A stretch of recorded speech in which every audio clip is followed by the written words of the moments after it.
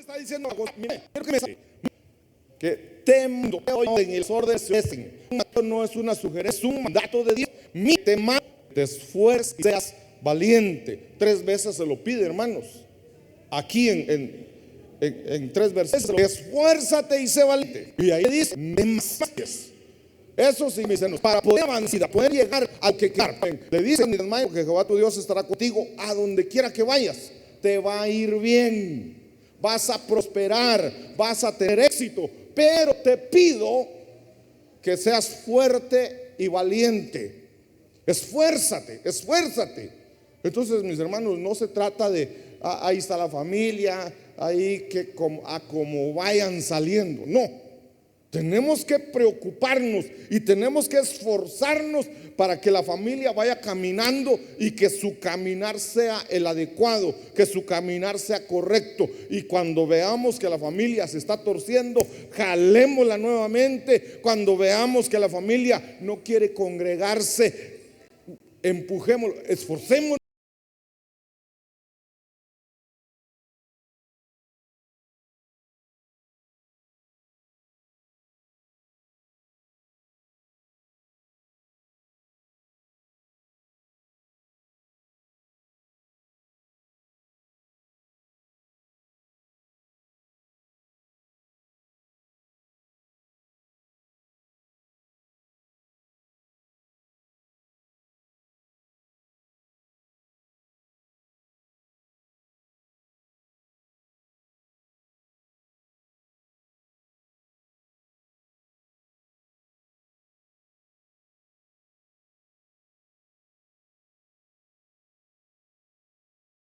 Hermanos, esforcémonos, esforcémonos, seamos valientes, no desmayemos.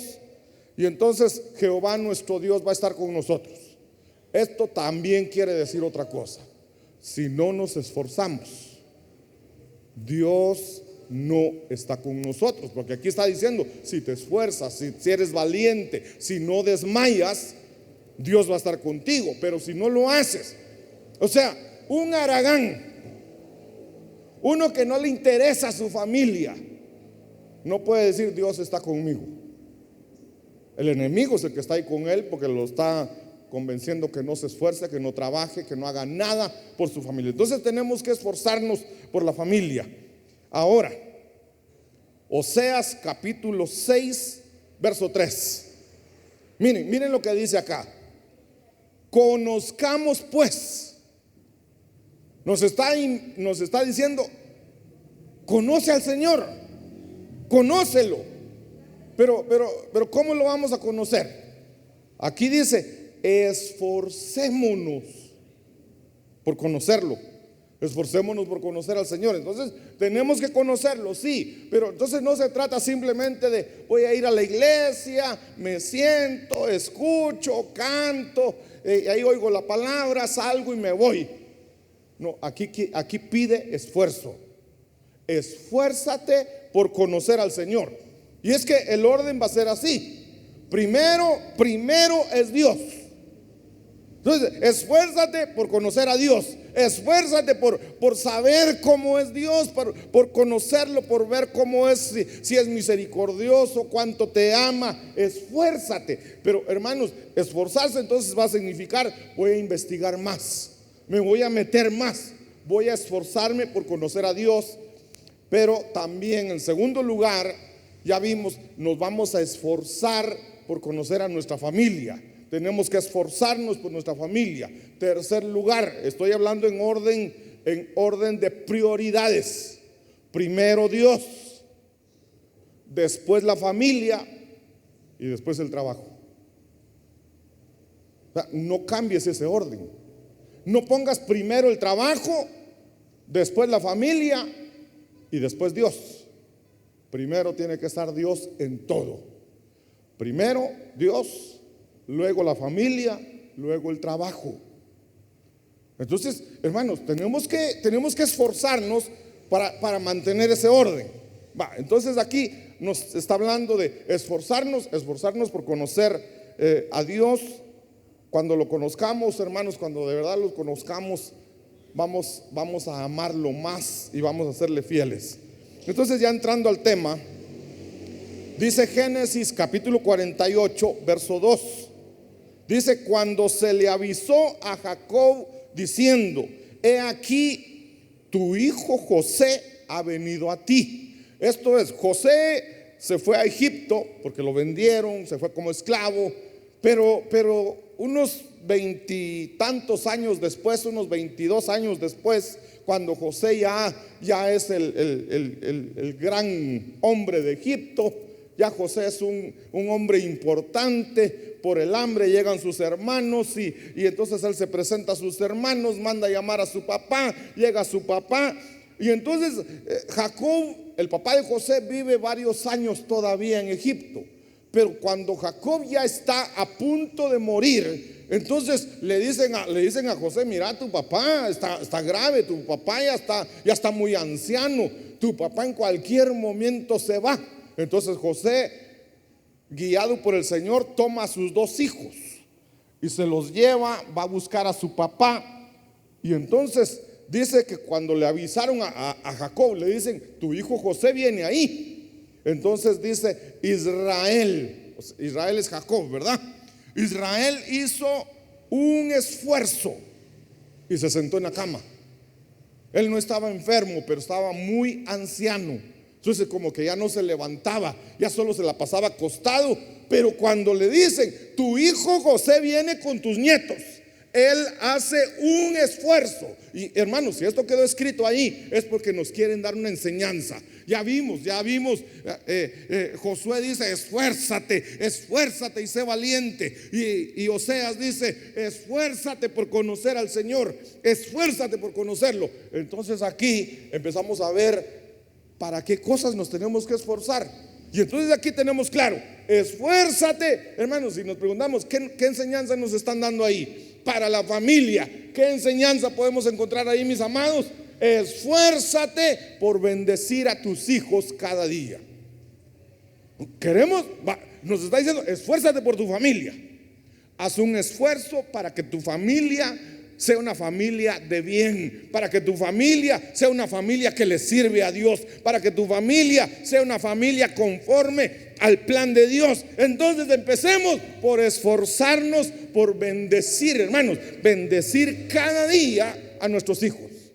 Bendícelos, mi hermano. Bendice a tus hijos, bendice a tu cónyuge, bendice a tus padres, pero todos los días. No es aquello que cuando te acuerdas, no es que cuando están enfermos: Señor, bendícelos, dale la sanidad. No, todos los días. Todos los días haz un esfuerzo. Haz un esfuerzo y bendícelos todos los días.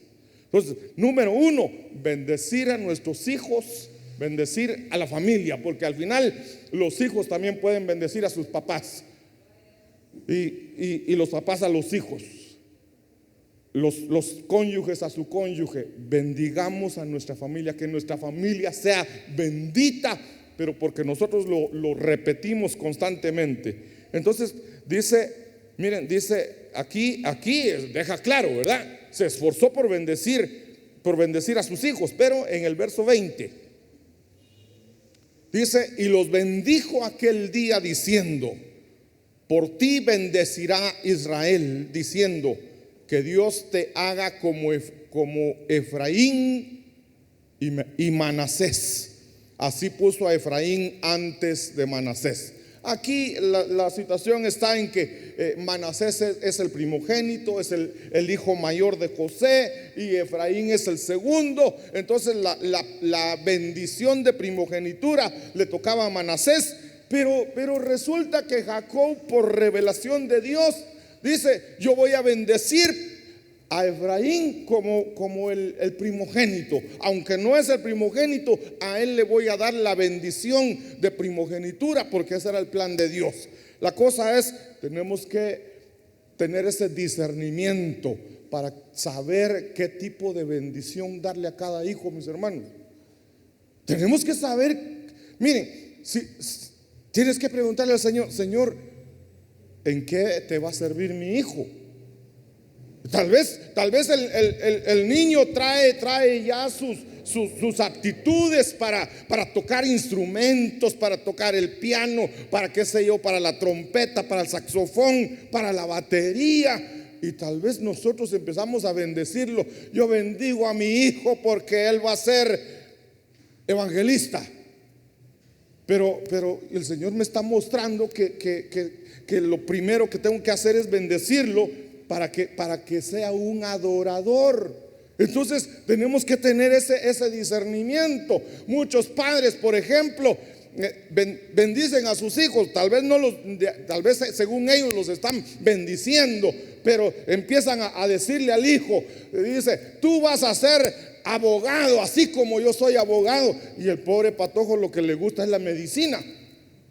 Y el patojo le encanta leer libros de medicina, investigar sobre medicina. Y el papá, no, tú vas a estudiar leyes, tú vas a estudiar derecho. Hermanos, tengamos ese discernimiento para saber qué bendición darle a cada hijo. Tenemos que bendecirlos. Queremos que ellos alcancen lo que nosotros no alcanzamos, que alcancen la cima. Pero hermanos, nuestra bendición debe de ir con entendimiento, con conocimiento, con revelación divina. Aquí Jacob bendice a Efraín y le da a Efraín porque Efraín significa fructífero. Entonces, esa es otra cosa. ¿A quién bendice Dios? Al que es fructífero. O sea, Dios no va, otra vez, miren hermano, Dios no va a bendecir a los haraganes. El que es haragán, el que no quiere trabajar, ese por más que le estén dando bendición, no la va a aprovechar. Entonces es otra cosa, hermanos. Velemos porque nuestros hijos sean trabajadores. No permitas que tu hijo se convierta en un haragán. Miren, mamás que no dejan que su hijo ni siquiera barra un poco la sala, el cuarto, sino que todo se lo hacen. Le están haciendo un daño, hermanos. Le hacen un daño cuando no les enseñan a trabajar a los hijos. Y esto nos enseña, hermanos. Efraín significa fructífero. Y entonces viene Dios y le dice, le revela a Jacob, bendice, dale la bendición de primogenitura al que es fructífero. Eso también lo vemos en la palabra. Dice que hubo un rey, un hombre que se fue de viaje y dejó a sus siervos. Eso es figura de nuestro Señor Jesucristo, que se fue de viaje y nos dejó a nosotros para que como siervos, y nos dio talentos. Nos dio talentos a todos, a ti y a mí. El Señor nos dio talentos. Y entonces dice, a uno le dio un talento, a otro 2 y a otro 5. Al que le dio 5 produjo 10. Y al que le dio 2 produjo 4. Y al que le dio 1 lo enterró.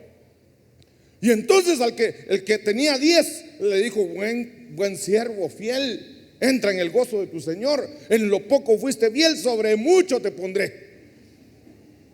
Igual le dice al que tenía 2, pero al que tenía 1 le dice, ¿dónde está? Quiero ver qué produciste. Y entonces le dice, yo como sé que eres hombre malo y que recoges donde no sembraste, así que enterré, aquí está lo que me diste. Y entonces el Señor dice, quítenle lo que tiene y dénselo. ¿A quién, hermanos? Al que tiene 10. Entonces Dios va a bendecir más a aquel que es trabajador, a aquel que produce. Entonces ahí lo vemos. Entonces hay que bendecir a nuestros hijos. Hay que tener discernimiento para saber con qué bendición vamos a bendecir a cada uno. Y hay que esforzarnos. Ese es el tema, hermano. Nos tenemos que esforzar. Esfuérzate por bendecirlos, pero bendícelos convirtiéndolos en gente fructífera, en gente que trabaja duro, en gente que quiere más, pero que se esfuerza para conseguirlo. Veamos otro punto. Primera de Corintios capítulo 16 verso 13. Dice acá, velad, o sea, estate atento, velad y estás firmes. ¿Estás firmes en qué? En la fe. velad y estad firmes en la fe. Y después dice, portaos varonilmente y esforzaos. ¿En qué nos vamos a esforzar, hermanos? ¿En qué nos vamos a esforzar? Ahí está diciendo, esfuérzate porque tu familia sea una familia de fe. Ahora, ¿qué es la fe al final de cuentas? ¿Qué es la fe? Por ejemplo, Efesios 2:8 dice, porque por gracia sois salvos por medio de la fe. Y entonces habla un poquito de la fe y dice, y esto no es de ustedes, ese es un don de Dios. Y entonces, bueno, entonces ¿por qué me tengo que esforzar si la fe es un don? Si la fe es un regalo, entonces tengo que esperar a que Dios me dé. No, porque entonces tenemos que trabajar los dones que Dios nos dio. Tenemos que perfeccionarlos. Y entonces, como la palabra al final se suma, dice la palabra, la fe viene por el oír. Entonces, ¿qué tenemos que hacer, hermanos? Si tu fe es todavía muy pequeña, quizás ni fe tengamos, hermanos. Entonces el Señor dice, bueno, ¿quieres más fe? Esfuérzate porque tu fe sea firme. Esfuérzate porque tu fe crezca. ¿Qué tengo que hacer? Repetir la palabra. Porque la fe viene por el oír. O sea, ni siquiera por leerlo en voz baja. Hay que hablarla, se tiene que escuchar la voz, la palabra. Entonces, escuchar prédicas, oír la palabra, leer la palabra. Hermanos, cada vez que leemos la palabra, esa palabra, algo se va quedando en nuestro corazón. Y entonces, hermanos, tenemos que esforzarnos. Aquí no está diciendo, pues sí, ya tienes fe, el Señor te va a dar la fe y ahí quédate. No, esfuérzate. Esfuérzate para tener cada vez más fe. Esfuérzate para que tu fe sea firme, para que esa fe nadie la bote. Esforcémonos, mis hermanos, por tener fe. Entonces yo les quiero leer algo que pasó acá en Mateo capítulo 17 verso 14. Tenemos un ejemplo acá. Dice, cuando llegaron al gentío, vino a él un hombre que se arrodilló delante de él diciendo, Señor, ten misericordia de mi hijo, que es lunático y padece muchísimo, porque muchas veces cae en el fuego y muchas en el agua. Yo lo he traído a tus discípulos, pero no le han podido sanar. Miren, en otro evangelio dice que este estaba endemoniado y que le llevaron, este padre de familia llevó a su hijo, se lo llevó a los discípulos de Jesús y les dijo, quiero que liberen a mi hijo porque está endemoniado. Y empiezan los discípulos a orar y a echar fuera al demonio, y el demonio no se fue. Y entonces le dice, yo lo traje para que lo he traído, pero no pudieron. El verso 17 dice, respondiendo Jesús dijo, oh generación, y miren hermanos que les dijo, incrédula. O sea, ¿cuál era el problema de ellos? Eran incrédulos. ¿Cuál era el problema de ellos? Que no tenían fe. No tenían fe. Y no solo eran incrédulos, sino perversos, dice. ¿Hasta cuándo he de estar con vosotros? ¿Hasta cuándo os he de soportar? Traédmelo acá. Y entonces, esta misma historia, viéndolo a través de Marcos capítulo 9, verso 20 y 21, dice, y se lo trajeron, y cuando el espíritu vio a Jesús, sacudió con violencia al muchacho, quien cayendo en tierra se revolcaba echando espumarajos. Entonces Jesús le preguntó al padre, miren esto, ojo para aquellos que les va a tocar en algún momento liberar, aquellos que les va a tocar en algún momento echar fuera espíritus inmundos, echar fuera demonios, cuando el demonio no se quiere ir. Jesús le preguntó al padre y le dice, ¿cuánto tiempo hace que le sucede esto? Y él dijo, desde niño. ¿Por qué? ¿Por qué preguntó Jesús? ¿Por qué preguntó Jesús qué tenía que ver eso de, y desde cuándo está así? no es que Jesús sea chismoso y quería enterarse de todo el asunto. Es porque muchas veces, mis hermanos, cuando nosotros hacemos memoria y decimos, pero empezó, y a la gente dice, empezó después de que regresamos de un viaje que hicimos. Mire, hay gente que, esto lo digo como testimonio que ha contado la gente. Hay gente que, por ejemplo, va a lugares esos arqueológicos, donde hay ruinas, donde hay cosas, qué sé yo, miren, puede uno ir a la Antigua, puede uno ir a Huehuetenango, donde hay cosas de los antepasados, y ahí hay imágenes, ahí hay cosas, altares, y muchas veces la gente entra ahí y hace lo mismo que hace la gente que se inclina ante esas cosas. Ahí mucha gente ha recogido espíritus inmundos, ha recogido demonios, regresa a su casa y se los lleva. Entonces Jesús le está preguntando, ¿cuándo fue que pasó eso? Y entonces el papá debe haber recordado, debe haber dicho, ya sé, cuando tenía 5 años el niño, cuando una vez que hicimos tal cosa.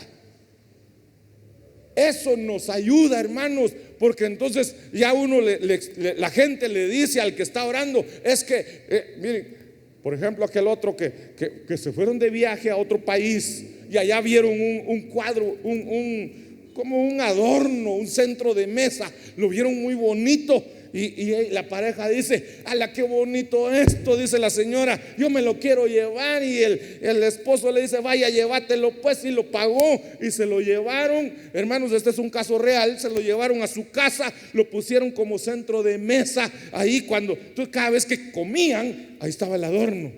Un adorno, cualquier adorno que se podía ver bonito. Y cada vez que se sentaba la familia a comer, los esposos empezaban a pelear.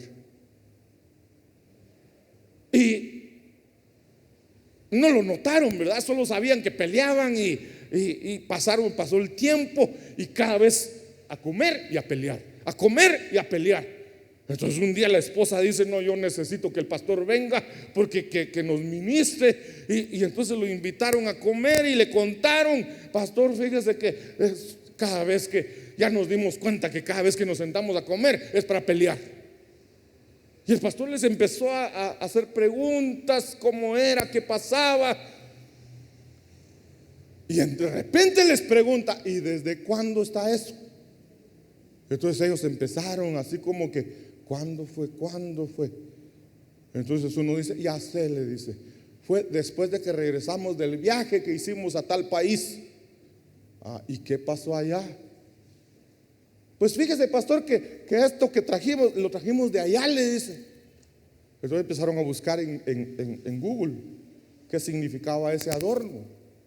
Y era un dios para la gente de ese pueblo. Entonces muchas veces, por eso Jesús dice, ¿y cuánto tiempo hace? A veces uno mismo mete a los demonios a su casa. Y entonces el espíritu inmundo, el demonio dice, a mí me autorizaron estar aquí. Puede orar cualquiera, puede decir lo que diga. El demonio o el espíritu inmundo tiene autoridad legal de parte del dueño de la casa para estar ahí y no se va. ¿Cuándo se va a ir? Cuando la gente diga, esto yo lo metí, lo voy a sacar. Y le cancela el derecho que le habían dado de estar ahí.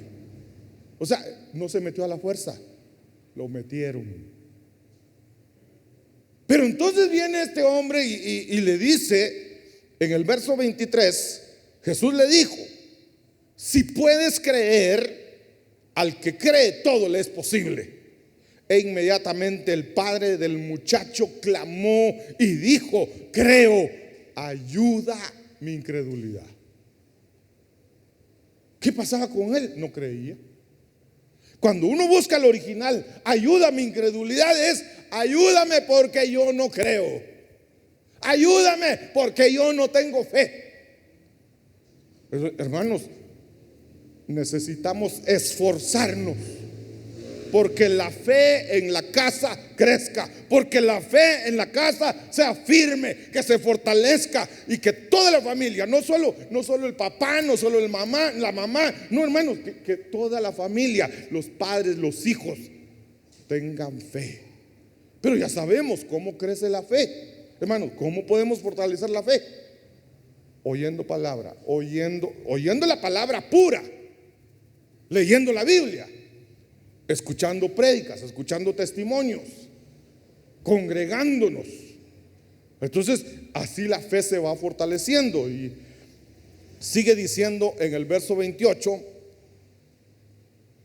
cuando él entró, ya cuando Jesús, después se despidieron el que estaba endemoniado, se quedó libre y lo dejaron ahí, y Jesús se va a la casa.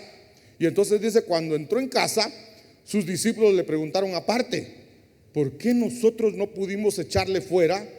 Y les dijo, miren la respuesta de Jesús: este género con nada puede salir, sino con oración y ayuno. Lo que Jesús está diciendo es: hay diferentes niveles, hay diferentes jerarquías de espíritus inmundos, de demonios. Entonces hay espíritus inmundos que tienen una jerarquía alta, que no se van a ir con cualquier cristiano que no ora, con cualquier cristiano que ni lee la palabra, cualquier cristiano que ni se congrega. Hermanos, ¿se recuerdan aquel pasaje donde hay unos, miren, hay un sacerdote, un sumo sacerdote, y tiene, yo creo que este se llamaba, no me acuerdo, es Seba, y tiene uno de sus hijos que también son sacerdotes, pero ven que Pablo echa fuera demonios, y entonces ellos dicen: nosotros vamos a hacer lo mismo también. Y entonces encuentran allá un endemoniado y empiezan: te vas. Y entonces cuando el demonio dice: ¿y ustedes quiénes son? A ustedes no los conozco, nunca había oído hablar de ustedes. Nunca había oído de hablar porque no oran, porque no leen la palabra, porque no se congregan. Y entonces, como no pudieron, entonces le empezaron a decir: en el nombre de Jesús que predica Pablo. Y entonces los demonios le dicen: sabemos quién es Pablo, a Jesús conocemos, pero a ustedes no los conocemos, le dijeron. Y se les tiraron encima, los desnudaron, hermanos. ¿Qué pasó? No reconocían cobertura. No reconocían cobertura. Entonces, eso nos deja claro, hermanos. Hay jerarquías. Y si queremos echar fuera demonios, tenemos nosotros que tener diferentes niveles. Y el Señor les dice: ustedes no pudieron porque ustedes no oran. Aparte que ya les había dicho que su fe era débil. Entonces, mis hermanos, fortalezcamos a nuestra familia. Que toda nuestra familia sea fuerte en la fe. Hermano, la fe hay que hacerla crecer. Dice Ageo capítulo 2 verso 4. Dice, miren hermanos, dice ahí: pues ahora Zorobabel, esfuérzate. Entonces le está hablando a Zorobabel. Tenemos que ver quién es Zorobabel. ¿Quién era Zorobabel? Era gobernante. Digamos, tiene poder político, tiene poder sobre la ciudad, sobre el país. Tiene, hermanos, es alguien con poder político. Le dice: ahora pues, Zorobabel, esfuérzate. Dice Jehová: esfuérzate también, Josué, hijo de Josadac, sumo sacerdote. Esfuérzate tú que mueves todo lo político. Esfuérzate tú que eres sumo sacerdote, que mueves todo lo espiritual. Y entonces les dice: y cobrad ánimo. Ese cobrad ánimo se traduce también: esfuérzate. Esfuérzate o cobrad ánimo, pueblo todo de la tierra. ¿A quiénes le está diciendo Dios que se esfuercen? Que se esfuerce el presidente, que se esfuerce el ministro y que se esfuerce el pueblo. todos, dirigentes políticos, dirigentes espirituales y pueblo en general, esfuércense, dice Jehová. Y miren lo que le dice después: trabajad. Esa palabra trabajad también es la misma palabra que se usa para decir esfuérzate. Entonces ahora dice trabajad, esfuérzate,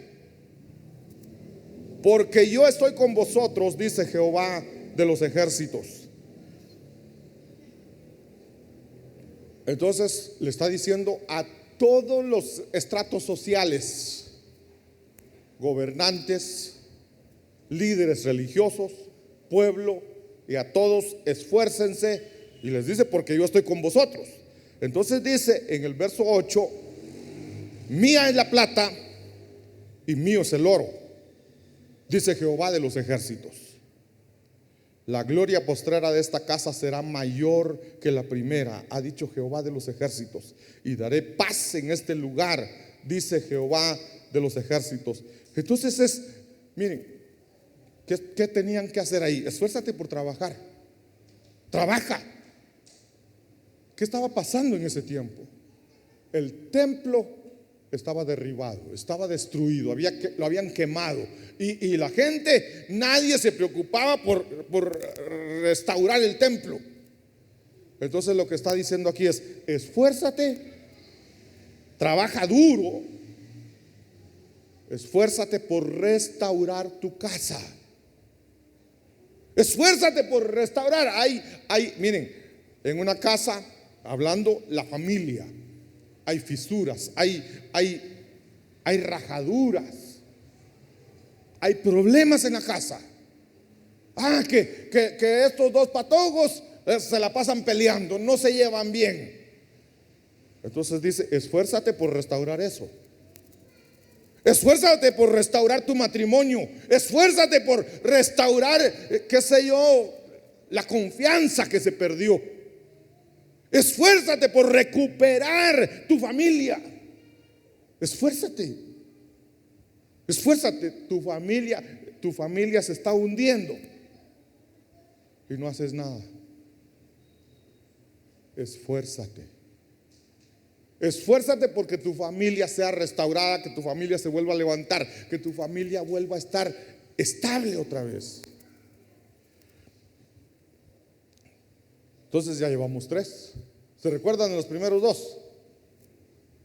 ¿Cuál fue la primera?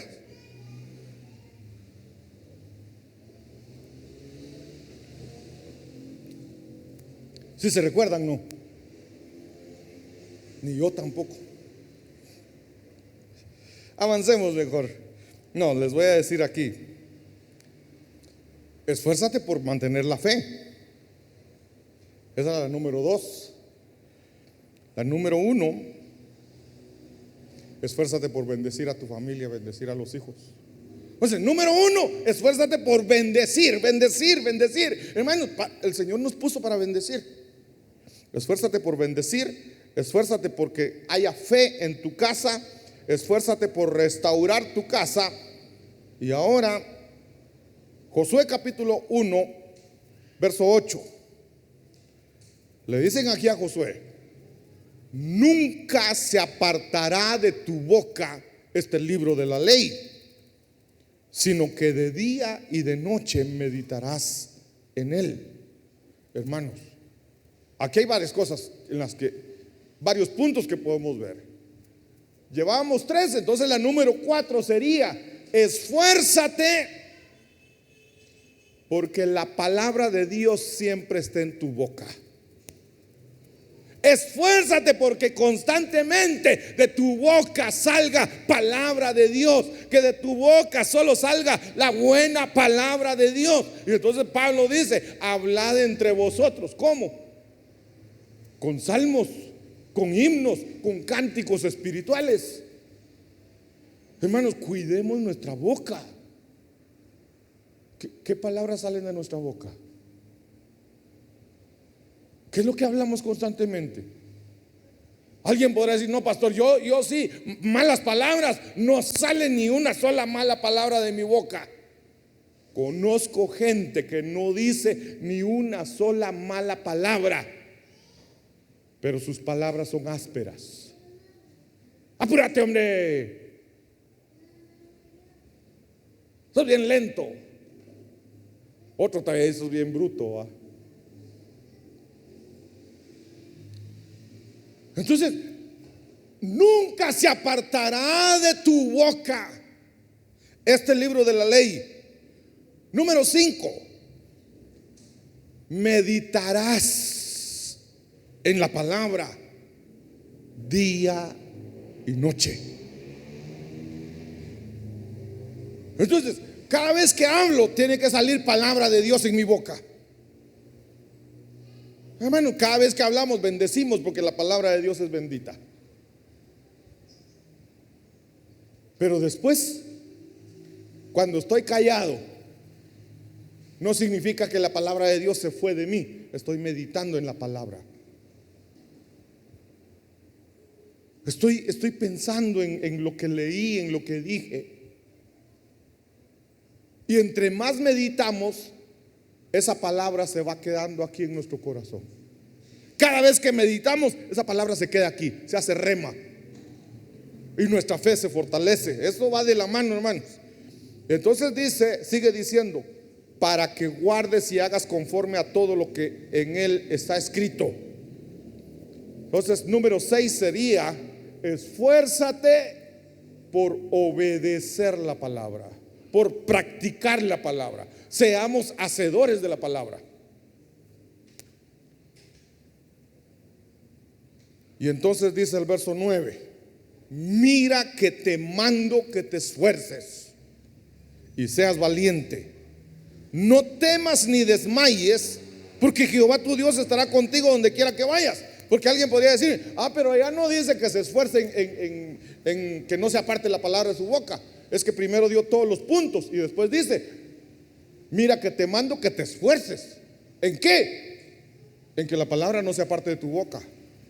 Mira que te mando que te esfuerces. ¿En qué? En que medites día y noche en la palabra. Mira que te mando y que seas valiente. ¿En qué? En obedecer, en ser hacedor de la palabra.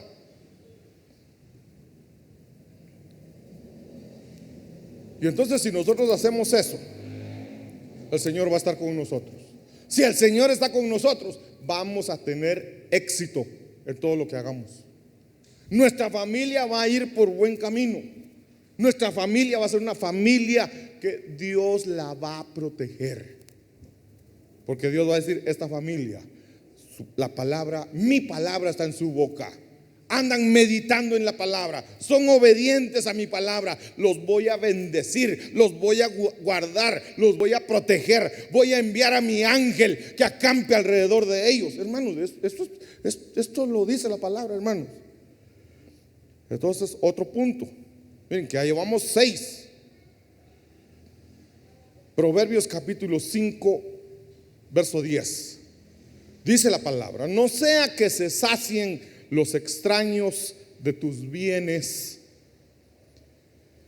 y tu esfuerzo vaya a casa del extranjero.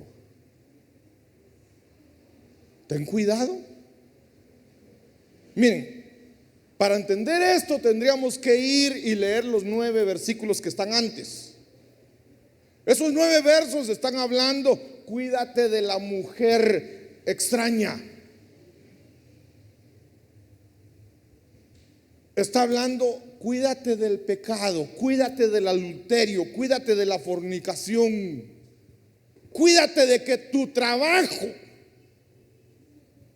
el fruto de tu trabajo no se vaya a otra casa. Cuídate. Entonces dice: esfuérzate. Y tú esfuérzate, y tu esfuerzo, tu trabajo, tu sudor.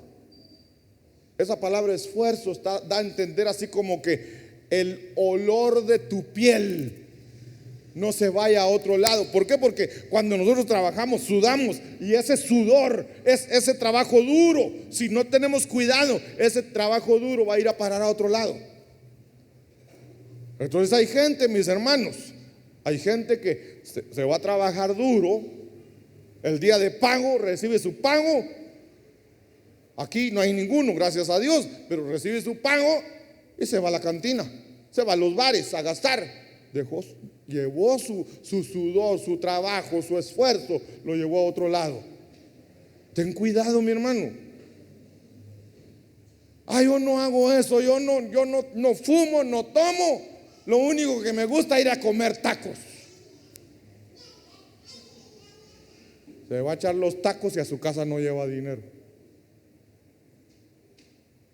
Ay, pastor, pero qué ricos son los tacos. Pero lleva primero tu esfuerzo, que vaya a la casa. Entonces, que tu esfuerzo no se quede afuera.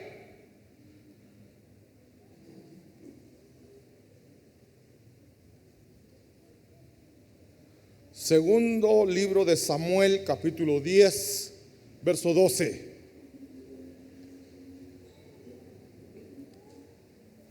Esfuérzate y mostrémonos valientes por amor a nuestro pueblo y por amor a las ciudades de nuestro Dios, y que el Señor haga lo que le parezca bien.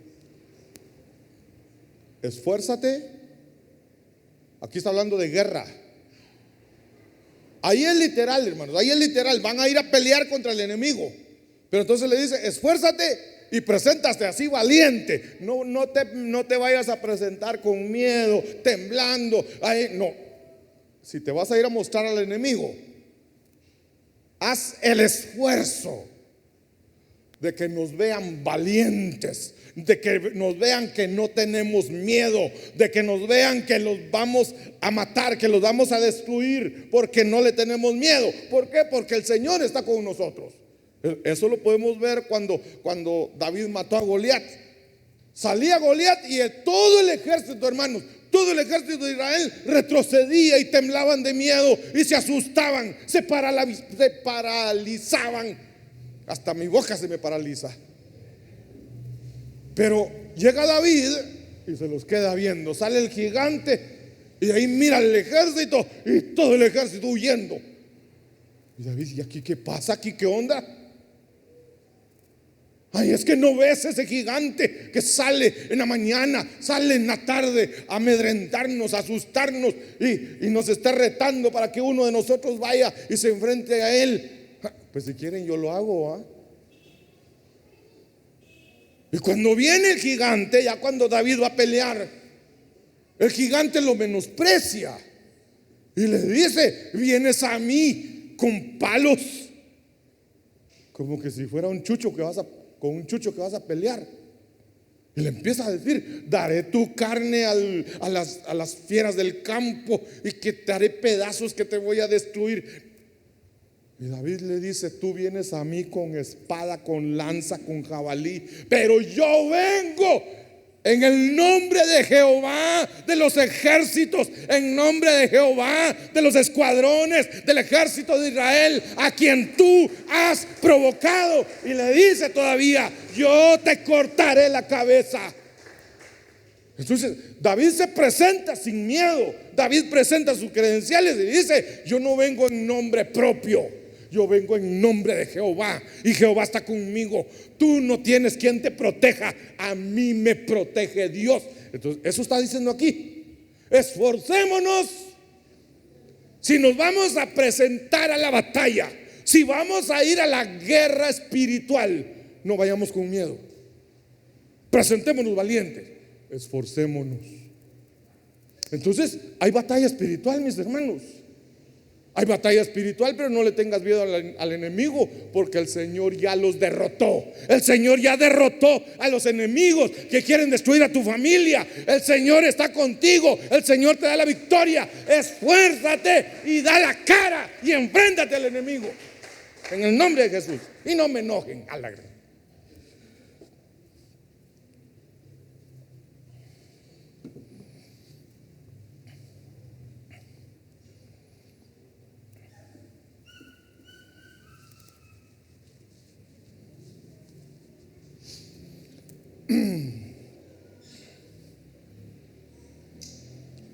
¿Saben qué, hermano? Esfuérzate.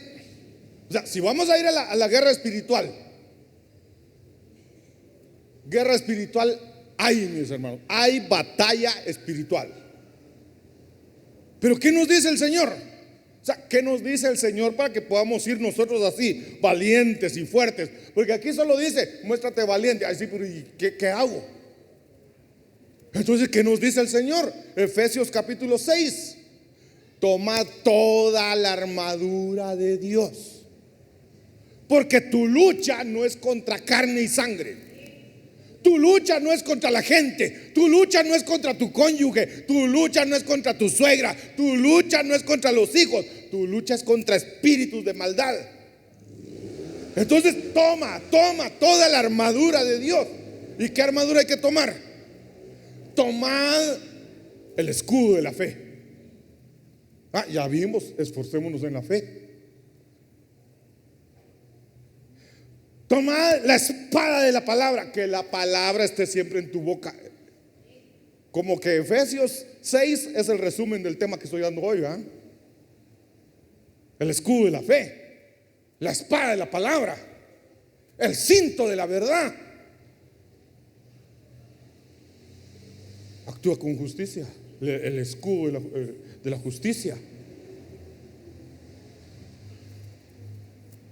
Usemos la espada, hermanos. Usemos la espada. La palabra, escrito está. Entonces no tengamos miedo. Esforcémonos por mantenernos limpios, en santidad, en pureza, en consagración, en comunión con Dios. Miren, según el segundo libro de Crónicas, capítulo 20, y hay más, pero ese es el que se me queda siempre. Segundo libro de Crónicas, capítulo 20, verso no sé si es 19 o 20. Cuando todo el pueblo cantó alabanzas con todas sus fuerzas, el enemigo se mató unos a otros.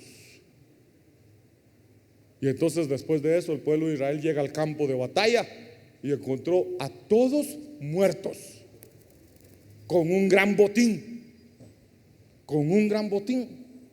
Solo a recoger el botín fueron, pero ¿qué hicieron? Cantaron.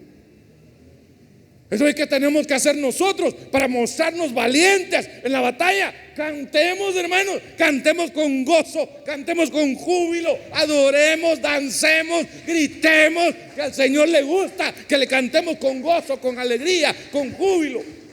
Y cuando lo hacemos, el enemigo le da miedo y solito se mata, hermanos. Nuestra alabanza confunde al enemigo. Nuestra alabanza vuelve loco al enemigo, que entre sus compañeros se matan. Pero bueno, avancemos. Hebreos capítulo 4, verso 11. Por tanto, esforcémonos por entrar en ese reposo. Entonces hay que esforzarse también por entrar en el reposo. No se trata solo de trabajar y trabajar y trabajar. Hay que reposar. Pero ¿de qué hay que reposar? Cuando el Señor nos dice reposa, no está diciendo deja de trabajar. Jesucristo dijo: venid a mí, todos los que estáis trabajados y cargados, que yo os haré descansar. Pero ¿qué más dice? Tomad mi yugo. O sea, ponte a trabajar juntamente conmigo. Tomad mi yugo es ponte el yugo. Eres un buey. Pastor, ¿me está diciendo buey? Sí.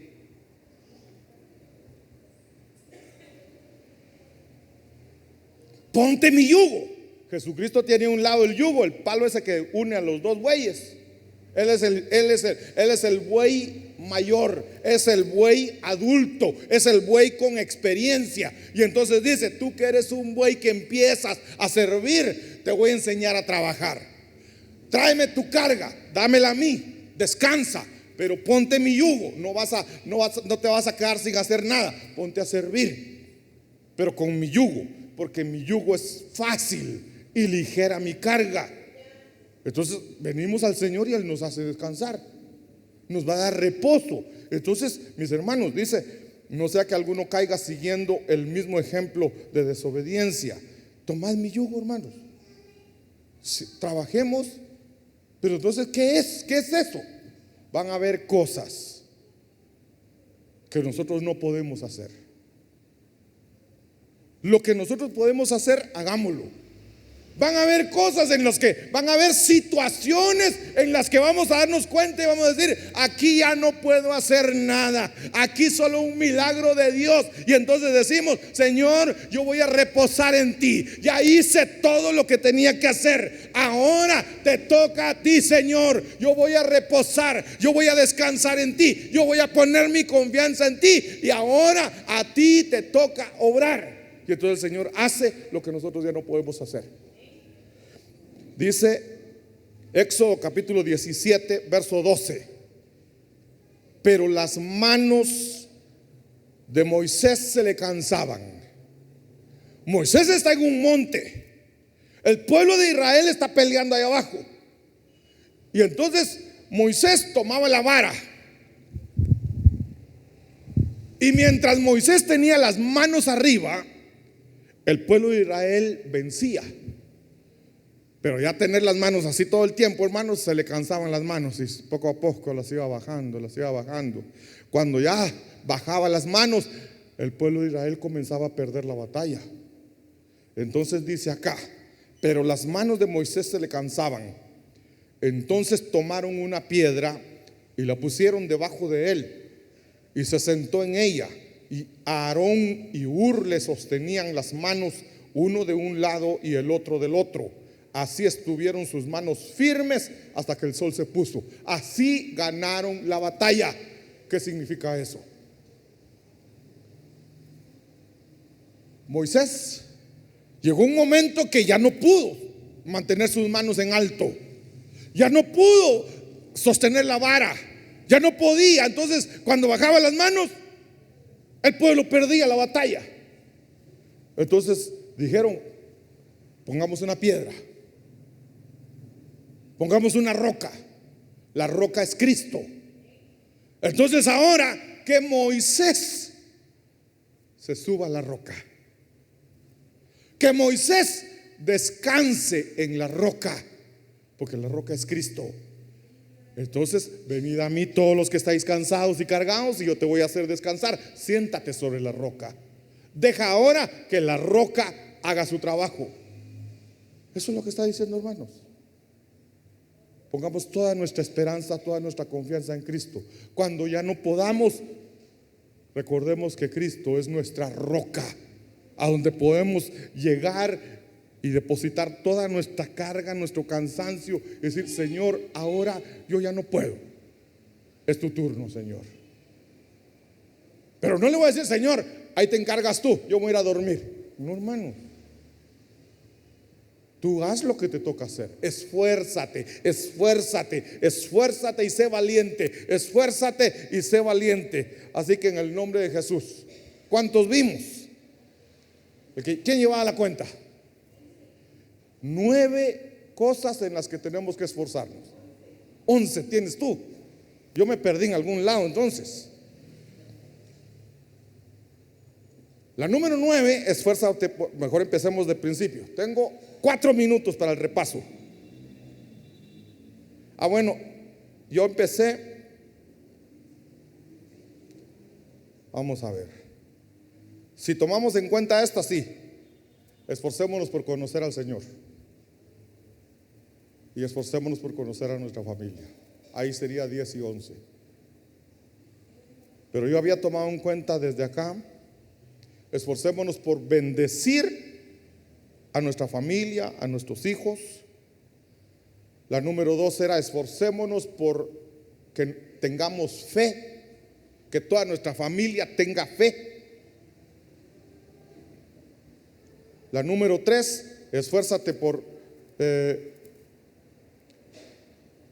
ahí le dice a Zorobabel que, digamos, el gobierno se esfuerce, que los sacerdotes se esfuercen, que el pueblo se esfuerce, que trabajen. Entonces, esto es esfuerzo, esfuérzate por restaurar. Esfuérzate por restaurar, sería la número 3.